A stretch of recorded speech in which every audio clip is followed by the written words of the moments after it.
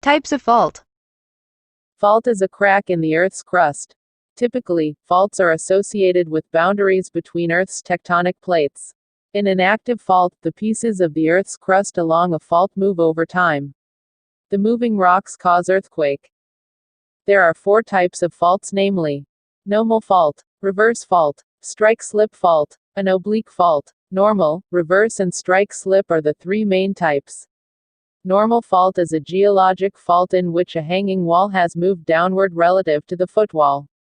Occurs when 2 blocks of rocks are pulled apart or away by tension force, or pulling. Normal fault happens at divergent boundary. Reverse fault is a geologic fault in which a hanging wall has moved upward relative to the footwall. It occurs when 2 blocks of rocks are forced to move towards each other by compression or pushing.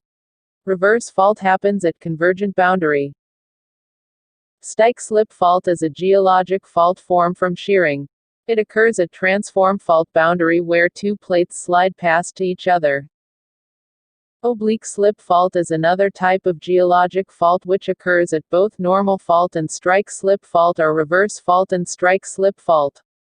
Combination of normal and strike-slip, or reverse and strike-slip. It is caused by shearing and tension or compressional fault.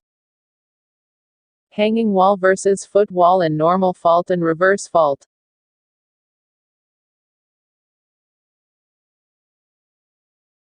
Horst and Graben. It refers to regions that lie between normal fault and are either higher or lower than the area beyond faults.